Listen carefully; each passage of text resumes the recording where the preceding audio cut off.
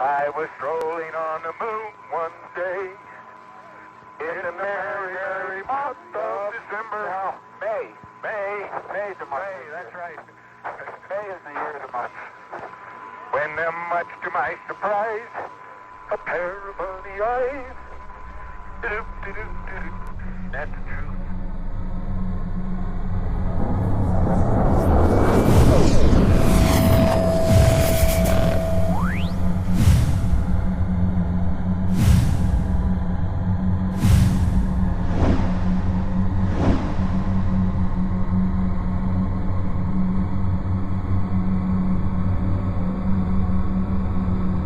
It was from here that men and women, propelled by sheer nerve and talent, set about pushing the boundaries of humanity's reach. That's the story of NASA, and it's a story that started a little more than half a century ago, far from the Space Coast, in a remote and desolate region of what is now called Kazakhstan. And as a nation, we set about meeting that goal, reaping rewards that have, in the decades since, touched every facet of our lives. NASA was at the forefront. Many gave their careers to the effort. Some have given far more. For over 50 years, space exploration has risen to become one of man's most notable accomplishments. It's interesting how two countries obsessed with destroying each other with bombs sparked a new generation of space exploration. Without the unfortunate events of World War II or the Cold War, NASA would not be able to stretch its arms into space the way they can today.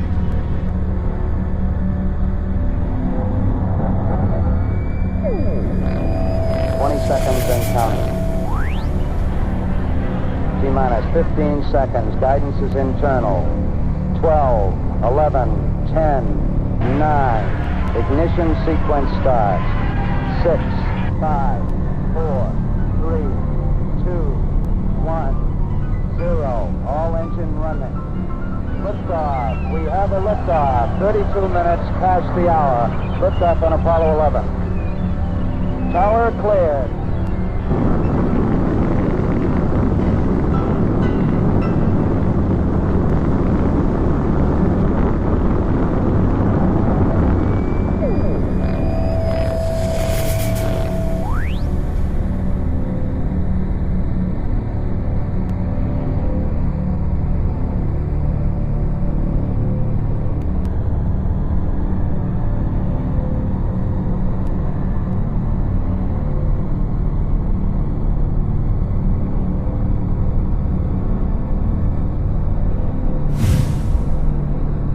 NASA has sent men to walk on the moon. They have sent ships to the farthest reaches of the solar system.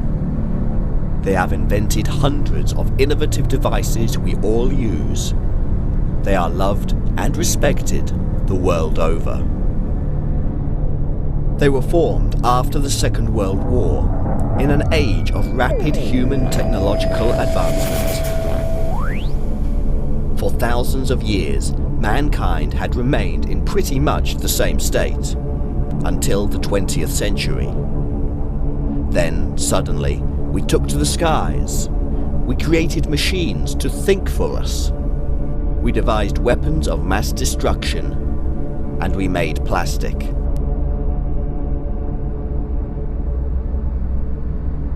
The scientific advancement we enjoy now in the 21st century came from somewhere, and it came in line with one peculiar event: the global sightings of UFOs. Around the world, UFOs appeared in the skies, and man began to wonder. Then, in 1936, one of them crashed in Germany. Hitler ordered a full-scale investigation. The Nazis started to make their own. Together with their work on the occult, they had a vague understanding of what we call today quantum physics. All sides in the war experienced the phenomena we call the Foo Fighter. The Nazis rapidly advanced in technology. At the end of the war, Operation Paperclip saw the extraction of Nazi scientists who had the knowledge. Sightings of UFOs grew year after year. One crashed at Roswell, and within 10 years, NASA was born. America rapidly advanced in technology. Now, decades later, hundreds of whistleblowers claim that NASA not only know about alien visitations, but that they are in contact with them. Evidence of artifacts on the Moon and Mars has brought huge debate among the scientific community. Astronauts have been told to remain silent, and yet the whistleblowers grow in numbers. We investigate the government cover-up of the UFO phenomena and reveal some startling new evidence. It's time to go where no man has gone before.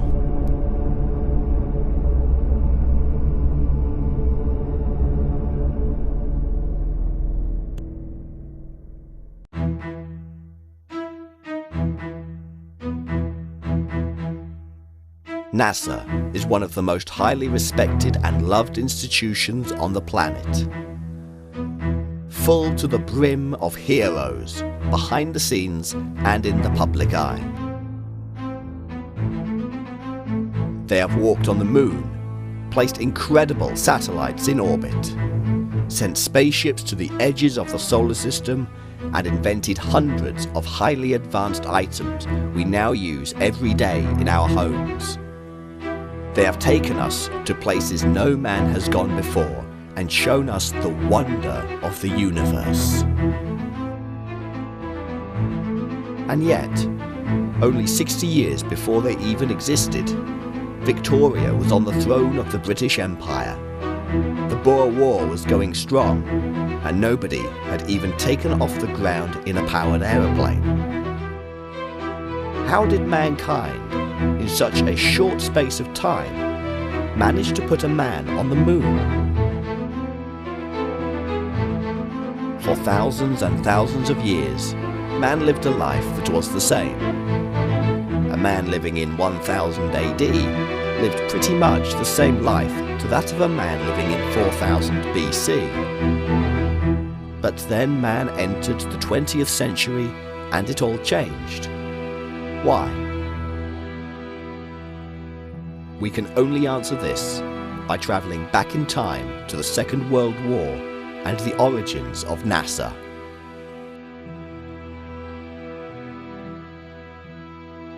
Close to the end of the Second World War, the Allies were increasingly becoming aware that Nazi Germany was developing extraordinary technology.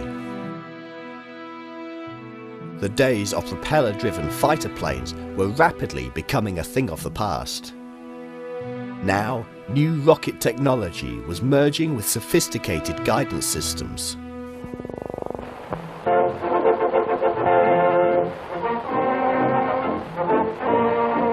Illustrative of Germany's progress in aviation is the rocket jet plane Me-160P, introduced to combat in the summer of 1944.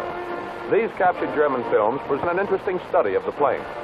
External features of the Me-163 are short, squat fuselage, sharply swept back wings, and its single fin and rudder without tailplane or elevator. Tremendous jet thrust makes takeoff very fast. After takeoff, the undercarriage is jettisoned to save weight, for the Me-63 is a short-range airplane in which all is sacrificed to permit a fast climbing single attack and breakaway. Rate of climb is 10,000 feet a minute. Low-grade fuel creates long white contrails. Speed varies in flight from 150 to 600 miles an hour. Endurance at full speed is limited to 8 minutes, but gliding between short bursts increases flight duration to about an hour.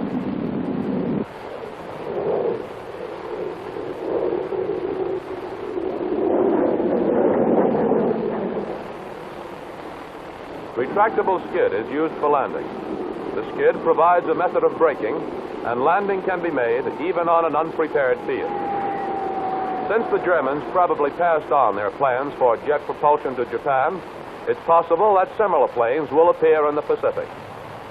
Speed of the Me-163 impaired its maneuverability. Our fighters could turn inside them and generally outfought them, as the following gun-sight aiming point camera pictures show.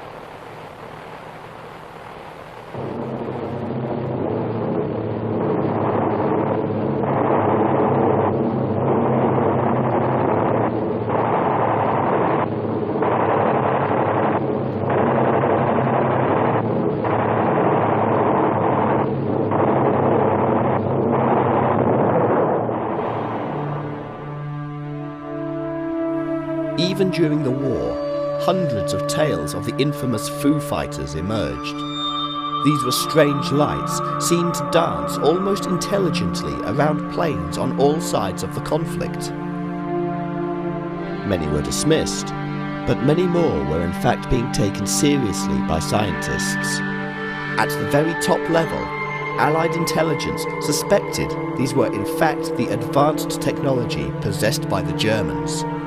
The Germans thought the same of the Allies.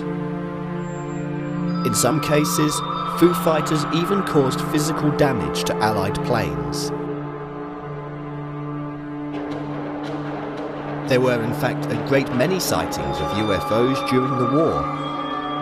In Pennsylvania in 1939, a large so-called jet airline was spotted without wings. In the same year in Wisconsin, a large egg shape was spotted through a telescope. In England, a large bell-shaped object appeared following a strange buzzing sound. In 1940, 5 large disc shapes were seen in the US flying off into the clouds. In Scotland, anti-aircraft gunners trained their weapons on a disc object. In 1941, a pastor was called to give the last rites to several crash victims. He later described them as not human. The list goes on, with balls, bells, discs, and cigar-shaped objects. Many have unusual lights and move around like nothing ever seen before. The sightings are not just in the US, they appear worldwide, from China to Holland, from Japan to Russia. Many believe that in our darkest hour, aliens were monitoring events. Some believe they were also taking part. Nobody is sure, and all governments are silent on the events. An in-depth study of the sightings can filter out known aircraft and known test craft. Zeppelins, for instance, can be considered to be cigar-shaped, but they don't move hundreds of miles per hour, and they certainly don't shoot off into the clouds at right angles. Any filter leaves behind hundreds of sightings that are quite simply unexplainable from the perspective of human technology.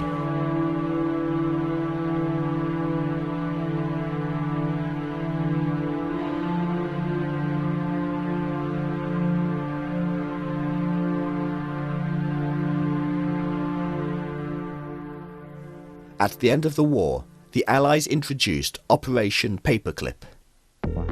Leading Nazi scientists, working on everything from medical experimentation to rockets, were extracted and taken away to the USA. Many would later find themselves working for NASA. Then, in 1947, sightings of UFOs began emerging in the US. The Air Force set up Project Sign to investigate. They showed how many of the UFOs actually appeared to look like the flying wing of the German Horten brothers, even though the US had already flown their own version in 1946. The Northrop Flying Wing stands ready for the long-awaited test flight at Inglewood, California. Test pilot Max Stanley and his crew go aboard. The climax of 7 years of engineering research is at hand for the 25-ton monster, and it's contact.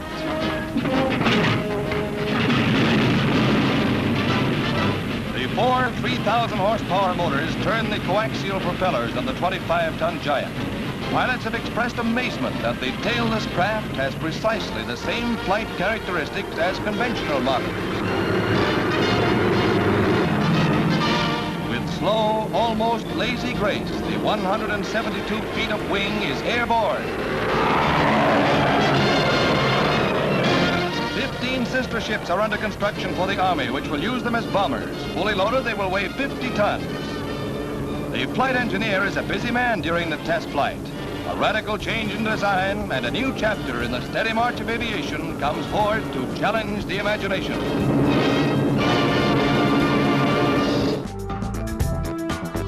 A new project followed, called Project Blue Book. The head, Captain Edward J. Ruppelt, said, When WW2 ended, the Germans had several radical types of aircraft and guided missiles under development. The majority were in the most preliminary stages, but they were the only known craft that could even approach the performance of objects reported by UFO observers. In 1950, an Italian professor revealed that during the war, both the Germans and Italian scientists had in fact been working on flying discs. He strangely stated that some great power is launching discs to study them. Whatever that meant.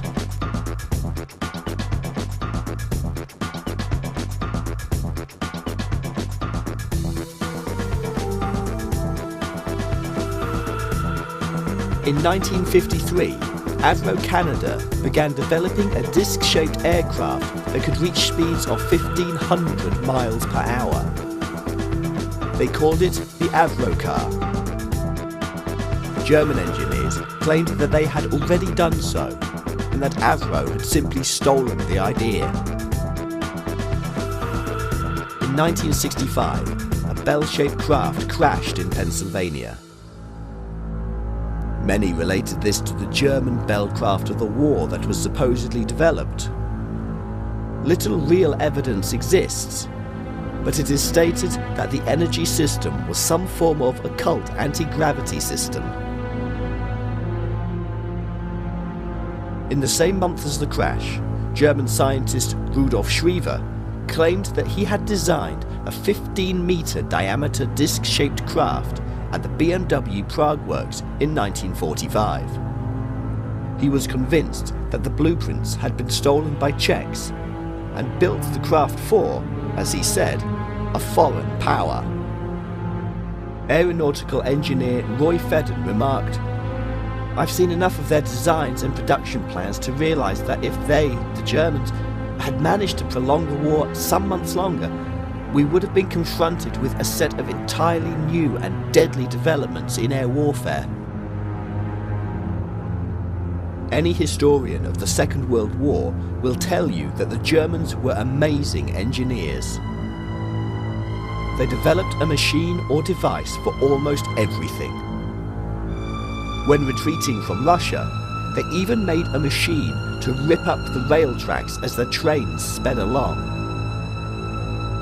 But historians of the Nazis will also tell you that, at the very highest level, they had occult beliefs in strange powers. Decades later, and scientists started to come to a realization that there were, in fact, some strange powers previously unthought of, and they developed quantum physics.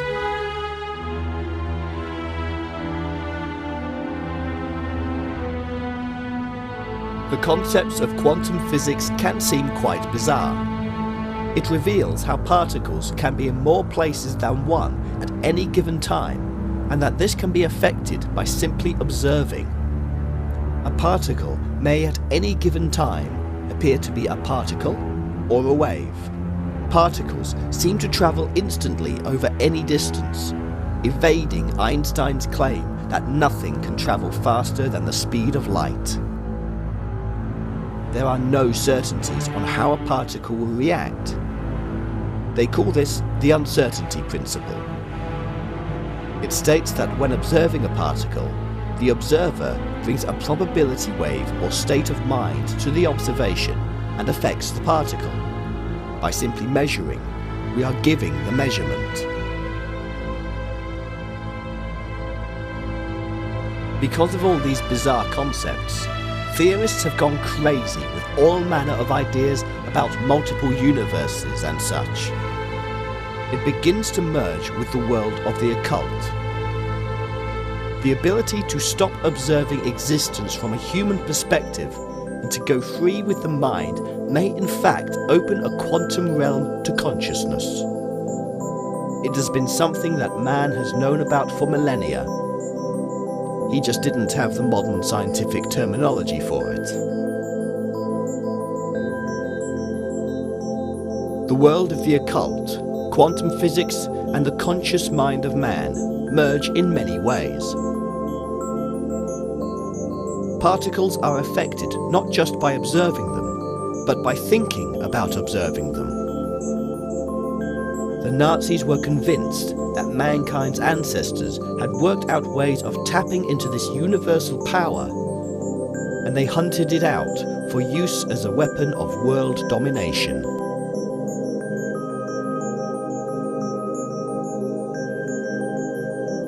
From the 1960s, many writers were coming to the conclusion that the Nazis had in fact almost broken the code to understand